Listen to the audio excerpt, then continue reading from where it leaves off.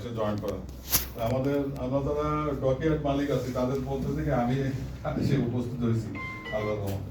তো আজকে আমরা এখানে যে বসে আমি এখানে বসে যে বক্তব্যগুলো শুনলাম স্যারদের সামনে, যে গনি ভাই আজকে হলো তার চাকরি জীবনের শেষ সময় এবং উনি হলো চাকরি থেকে অবসর নিচ্ছেন।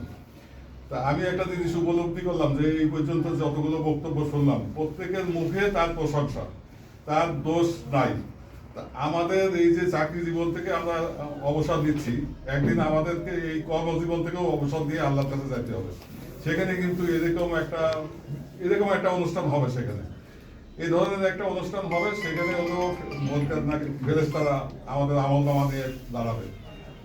এইরকম প্রশংসা, এরকম কথা যেন আমরা ওই আল্লাহর দরবারে পাই, এইটি আমার কাছে আমার সবার কাছে অনুরোধ, দয়া করে অনুরোধ। আপনারা আপনি চাকরি করেছেন এখানে, আপনার তো সবাই ভালো থাকার ভালোবাসার কথা না, কিছু লোক তো আপনার বিরুদ্ধে যাওয়ার কথা, কিছু লোক তো আপনার অপছন্দ করার কথা। আমরা ঠিক আছে, আমরা এসে অনেক সময় অনেক অন্যায় আবদার করেছি, সেই হিসাবে তো আপনার সাথে আমাদের মানে একটা দূরত্ব কিংবা একটা ঝগড়াঝাটি গন্ডগোল হওয়ার কথা, কিন্তু এখন পর্যন্ত কেউ আপনার বিরুদ্ধে কোনো কথা বলে নাই। এইরকম আমাদের জীবনে চলার পথে শেষ জীবনে আমরা পরকালে ফাইনাল যে হিসাব কিতাব যেটা হবে, চূড়ান্ত হিসাব কিতাব হয়ে যে ফয়সালা হবে জান্নাত কিংবা জাহান্নাম, আমাদের সকলের টার্গেট থাকা উচিত সেই জিনিসটা যাতে আমরা ওইখানে যে পাস করতে পারি এবং ওই জায়গায় যে প্রশংসা পাইতে পারি।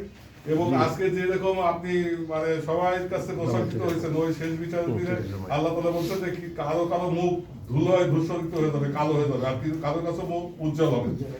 সেই মুখ উজ্জ্বল যাতে আমরা করতে পারি, এই জিনিসটা সবার কাছে আমার অনুরোধ, আমরা যেন সেইভাবে চলতে পারি এবং সেইভাবে করতে পারি। আর আমাদের মানে সকলের কাছে এই আমার অনুরোধ, এছাড়া আর কি বলার আছে। আমাদের সকলকে কিন্তু একদিন না একদিন এই যে কর্মজীবনতে আপনি আজকে বিদায় দিচ্ছেন, আমাদের জীবন থেকেও একদিন সবাইকে বিদায় নিয়ে আর একদিন ওখানে যাতে হবে। সকলকে ধন্যবাদ। আসসালামু আলাইকুম।